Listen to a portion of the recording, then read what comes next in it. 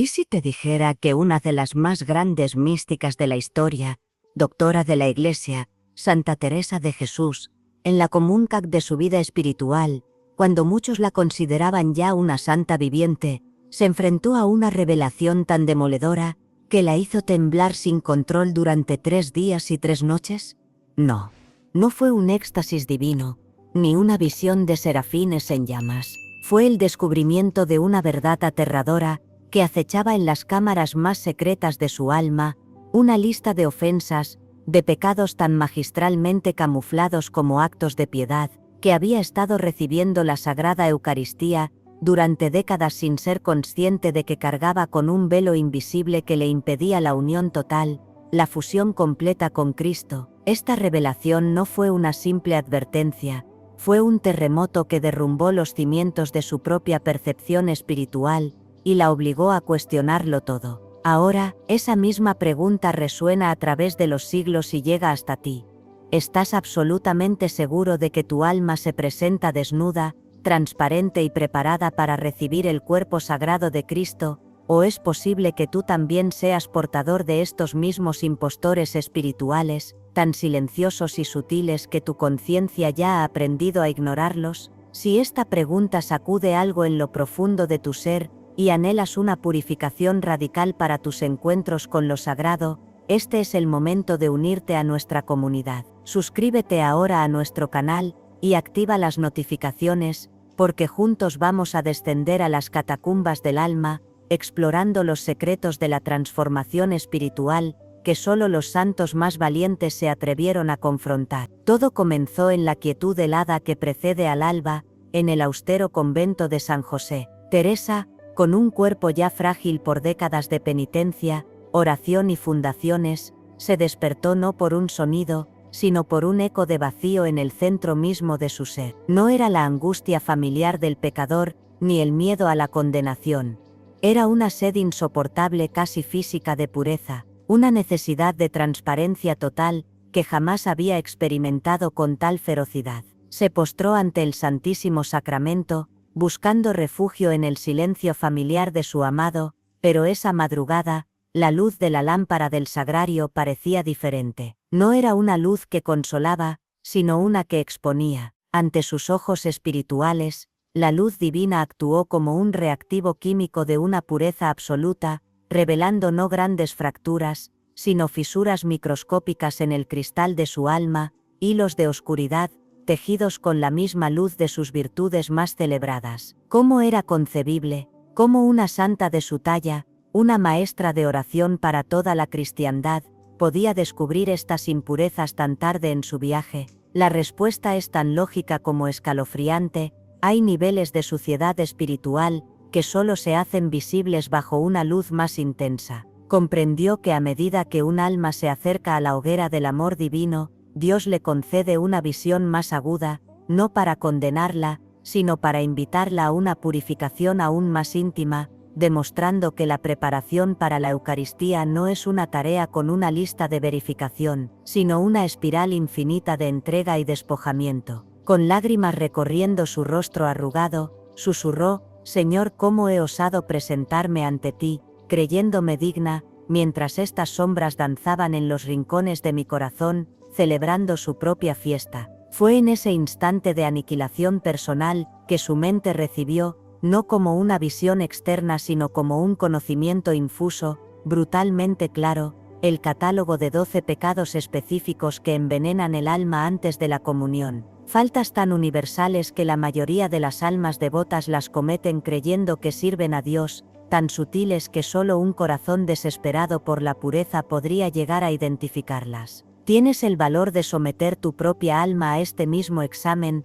con la misma honestidad implacable que Teresa tuvo en esa noche transformadora? El primer espectro que se materializó en su conciencia fue el más doloroso, precisamente porque se había alimentado de sus mejores obras, de sus más grandes sacrificios, la vanidad espiritual. Al principio, un pensamiento la defendió: ¿cómo puede haber vanidad en lo que hago puramente para la gloria de Dios, en mis fundaciones, en mis libros, en mis horas de oración? Pero la luz divina no tardó en exponer la terrible sofisticación de esta mancha. ¿Has sentido alguna vez esa corriente de cálida satisfacción, ese dulce veneno, cuando alguien alaba tu devoción, ese sutil placer cuando te usan como ejemplo de persona de fe, esa minúscula chispa de autocomplacencia, que parece tan inofensiva, es el primer gran obstáculo, la primera puerta cerrada a cal y canto para la unión perfecta con Cristo? Teresa vio, como en una película de su vida, todas las veces que un orgullo refinado se había infiltrado en su servicio,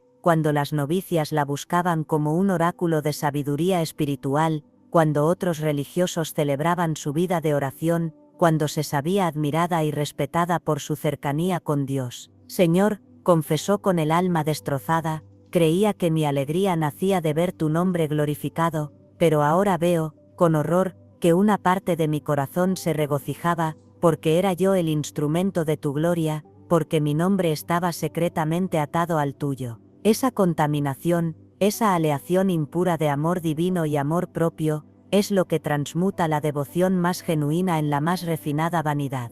¿Cuántas veces has rezado, ayunado o servido, y en el santuario más secreto de tu corazón, una voz te susurraba, qué bien lo haces, qué fiel eres, mira cómo avanzas? La vanidad espiritual es el agente doble del infierno, el pecado perfecto, porque se viste con el uniforme del amor a Dios cuando en realidad es amor propio con modales exquisitos. El alma que carga con este pecado se acerca al altar creyendo que presenta una ofrenda, pero en realidad le está pidiendo a Cristo que bendiga su propio monumento, que admire su propia santidad.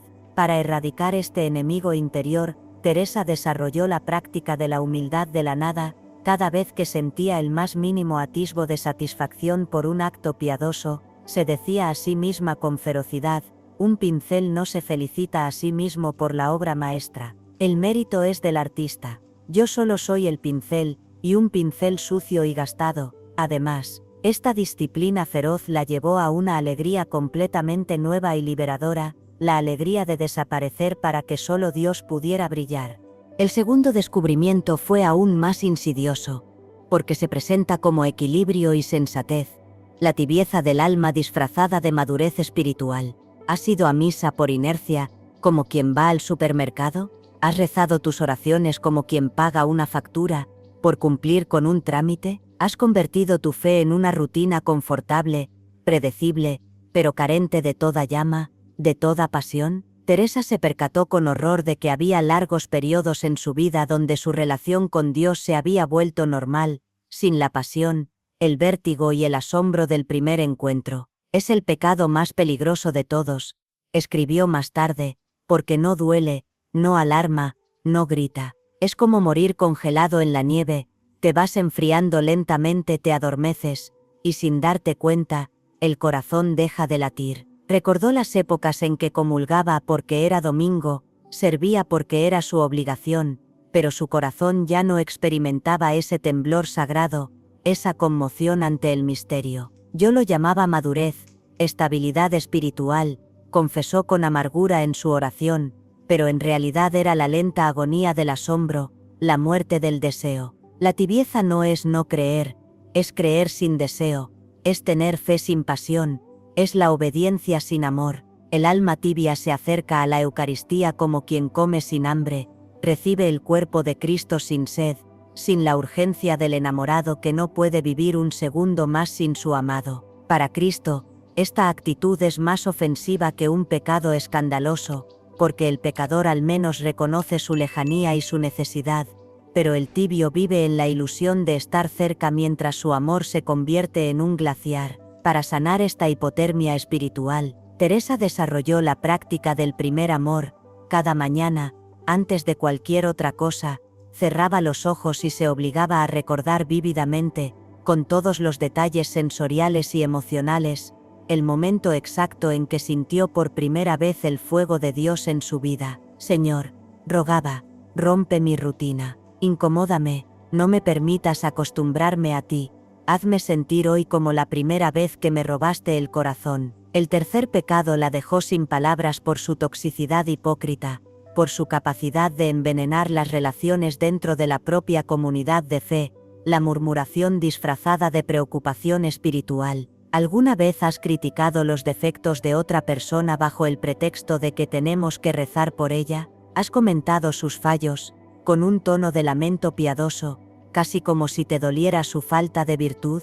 Teresa se dio cuenta de que en innumerables ocasiones había hablado de las imperfecciones de otros con una máscara de compasión que ocultaba el veneno sutil del juicio. Recordó con una vergüenza que la quemaba por dentro cómo comentaba con otra hermana sobre una novicia: pobrecita, oremos mucho por ella, es tan vanidosa, le cuesta tanto la obediencia, cuando en realidad cada palabra era una forma de elevarse a sí misma al señalar la falta ajena, de sentirse más santa por comparación. Señor, confesó, yo creía que era celo por la santidad de tu rebaño, pero ahora veo que era mi soberbia que se alimentaba de la carroña de los defectos de mis hermanos. El alma que murmura se acerca a la Eucaristía sintiéndose falsamente pura, creyendo que ha cumplido con la caridad al preocuparse, cuando en realidad ha contaminado su lengua y su corazón con el veneno del fariseísmo, el mismo veneno que condenó a Cristo.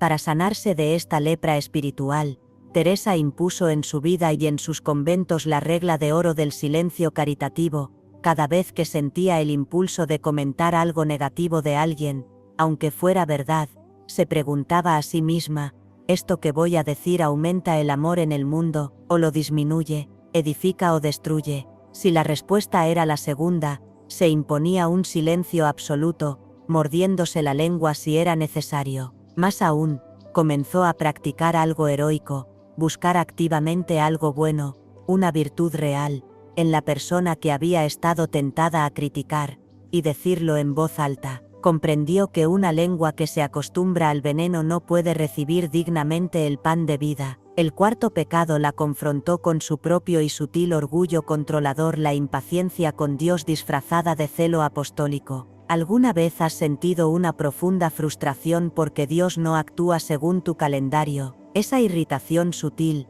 casi justa, porque su plan no se ajusta a tus lógicas y urgentes expectativas. Teresa se dio cuenta de que detrás de su aparente entrega total a la voluntad divina, había una agenda oculta, una exigencia velada de que Dios obrara según sus tiempos y sus modos. Recordó las veces que había orado por la conversión de un alma o la curación de una enfermedad con una urgencia que no era fe, sino un deseo de controlar los resultados, de ver su oración funcionar. Yo pensaba que era celo por tu gloria, Señor, admitió, pero era mi orgullo queriendo ver confirmado mi poder de intercesión, queriendo ser una santa eficace. El alma impaciente se acerca a la Eucaristía como quien va a cobrar una deuda, no a adorar un misterio. Su oración no es un abandono, sino una negociación con plazos de entrega. Para curarse de esta tiranía interior, Teresa desarrolló la oración del abandono absoluto. Cada vez que la impaciencia la asaltaba, se repetía como un mantra: Señor, aunque nunca me concedieras lo que te pido, aunque todas mis obras fracasaran, seguirías siendo mi único bien, digno de toda mi adoración. Te amo por quien eres, no por lo que haces por mí. Esta práctica la liberó para amar a Dios sin condiciones, que es la única forma de estar verdaderamente preparado para recibirlo todo en la comunión. El quinto descubrimiento fue quizás el más humillante para un alma tan enamorada como la suya: la envidia espiritual disfrazada de falsa humildad. ¿Has sentido alguna vez una punzada de tristeza, una sombra en el corazón, cuando ves que Dios concede gracias extraordinarias a otros que tú consideras menos merecedores que tú? Esa amargura secreta al escuchar testimonios de milagros, visiones o conversiones espectaculares que a ti se te niegan después de años de lucha. Teresa recordó con un dolor agudo el día en que una joven novicia, recién llegada, tuvo una visión de la Virgen María que a ella, la fundadora, la maestra, le había sido negada durante décadas de oración intensa. Exteriormente, la felicitó y le dio sabios consejos, pero por dentro, una pregunta venenosa la carcomía: ¿por qué a ella y no a mí? Después de todo lo que he sufrido por ti. Esa pregunta, aparentemente inocente, no era un deseo de santidad, sino una terrible acusación contra la justicia y la libertad de Dios. El alma espiritualmente envidiosa convierte la vida de fe en una competencia feroz y silenciosa, y se acerca a la Eucaristía comparando los regalos que recibe con los de los demás, como si el amor de Dios fuera un recurso limitado que hay que ganarse. Para sanar esta herida profunda, Teresa practicó lo que llamó la alegría vicaria heroica. Cada vez que oía de una gracia concedida a otra persona, se arrodillaba y daba gracias a Dios con todo su corazón, con alegría genuina, como si el regalo hubiera sido para ella misma. Cuando mi hermano es consolado, yo soy consolada, porque somos un solo cuerpo en Cristo, escribió. Empezó a pedir a Dios, explícitamente, que diera a otros las gracias que ella más anhelaba para sí, descubriendo que esta generosidad radical la liberaba por completo de la tiranía de la comparación. El sexto pecado era una actuación constante y agotadora, la hipocresía devota, la construcción de una imagen pública de santidad que no se correspondía con la realidad interior. Actúas de manera más piadosa, más recogida, cuando sabes que te observan en la iglesia, modulas tu voz para que suene más espiritual al hablar de temas de fe. Teresa reconoció con un horror que la hizo sonrojar en la soledad de su celda que a veces, su vida religiosa era un teatro, un espectáculo cuidadosamente diseñado para mantener su reputación. Prolongaba sus oraciones si sabía que alguien la observaba, mostraba un recogimiento exagerado en la capilla, cuando había visitas importantes, todo para alimentar una fama de santa que ella sabía que no se correspondía con la miseria que sentía por dentro. Señor, he usado tu santo nombre para construir mi propia estatua de barro, confesó avergonzada. El alma hipócrita se acerca a la Eucaristía como una actriz que va a interpretar su mejor papel, el de la devota perfecta, pero Cristo, que ve los corazones y desprecia las máscaras, recibe a esta alma sabiendo que viene más preocupada por la opinión de los hombres que por la pureza ante Dios. Para curarse de esta falsedad, Teresa se sometía constantemente a la prueba del testigo invisible. Antes de realizar cualquier acto de piedad, se preguntaba con crudeza, ¿haría esto exactamente de la misma manera, con la misma intensidad, si tuviera la certeza absoluta de que ningún ser humano, ni ahora ni en el futuro, se enteraría de ello? Si la respuesta era no, sabía que había contaminación de hipocresía que debía purificar. El séptimo pecado era el más paralizante, porque se viste con el traje de la virtud más sensata, la pereza interior camuflada como prudencia espiritual. ¿Alguna vez has evitado un compromiso mayor con Dios, una entrega más radical, diciéndote a ti mismo que hay que ir poco a poco para no caer en el orgullo? ¿Has sofocado una llamada interior a una generosidad heroica justificándote con que hay que ser realistas con las propias limitaciones? Teresa descubrió en su alma una resistencia oculta a la transformación total, una comodidad espiritual disfrazada de sabiduría que la mantenía en una mediocridad aparentemente santa. Frases como la santidad está en las cosas pequeñas, o Dios no quiere extremismos ni locuras, sonaban sabias y equilibradas, pero ella descubrió que en su caso, escondían una mentira mortal, la preferencia por la comodidad sobre el fuego del amor. El alma perezosa quiere la consolación de Cristo, pero no su cruz, desea la paz de Cristo, pero no la crucifixión de sus caprichos y apegos. Para vencer esta inercia sagrada, Teresa practicó el sí incondicional diario. Cada mañana, lo primero que hacía era arrodillarse y comprometerse a decir sí a cualquier inspiración o petición que viniera de Dios durante ese día, por incómoda, ilógica o aterradora que pareciera, sin poner condiciones, sin negociar y sin posponer. Luego, como si se tratara de un monstruo de dos cabezas, descubrió a dos gemelos infernales que trabajaban en perfecta sincronía para mantener el alma en una jaula, el miedo que paraliza y la desesperanza que aniquila. ¿Alguna vez el miedo al fracaso, a no estar a la altura, te ha impedido aspirar a una mayor intimidad con Dios? ¿Has permitido que tus caídas pasadas, tus periodos de sequedad, te convenzan de que la santidad no es para ti, que es mejor no intentarlo? El miedo susurra al oído del alma, no puedes, eres demasiado débil, y justo después, la desesperanza remata la obra, y aunque pudieras no vale la pena intentarlo, siempre volverás a caer. Estos pensamientos, que pueden parecer humildes y realistas, son en realidad una blasfemia terrible, una profunda desconfianza en la omnipotencia y la misericordia infinita de Dios. El alma que carga con estos gemelos se acerca a la Eucaristía con el corazón encogido, esperando poco para no ser decepcionada.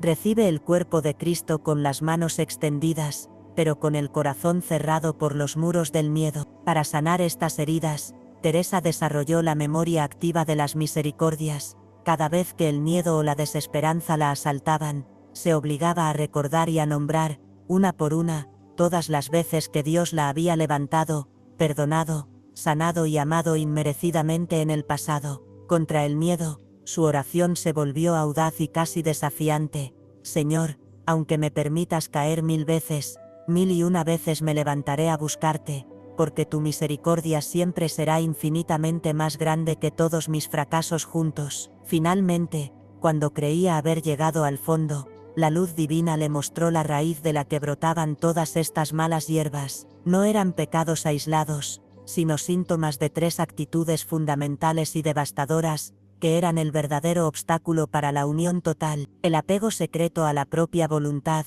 la resistencia sutil a la cruz, y la búsqueda inconsciente de las consolaciones espirituales en lugar de buscar al Dios de las consolaciones. Con una voz quebrada, murmuró la confesión definitiva: Señor, hasta este mismo momento, he estado buscándome a mí misma incluso cuando creía buscarte a ti. Descubrió que el apego a su propia voluntad era el más sutil de todos, porque se disfrazaba de celo por Dios. Quería que sus fundaciones prosperaran, que sus hijas fueran santas, que sus oraciones fueran respondidas, pero en esa voluntad había siempre una mezcla imperceptible de amor a Dios, y su propia preferencia de cómo debían ser las cosas. La pregunta que la atormentó fue: ¿cómo distinguir entre querer lo que Dios quiere y querer que Dios quiera lo que yo quiero? En segundo lugar, vio su resistencia a la cruz. Había pasado años pidiendo a Dios que la hiciera santa, pero esperando en secreto una santidad cómoda, sin demasiado sufrimiento,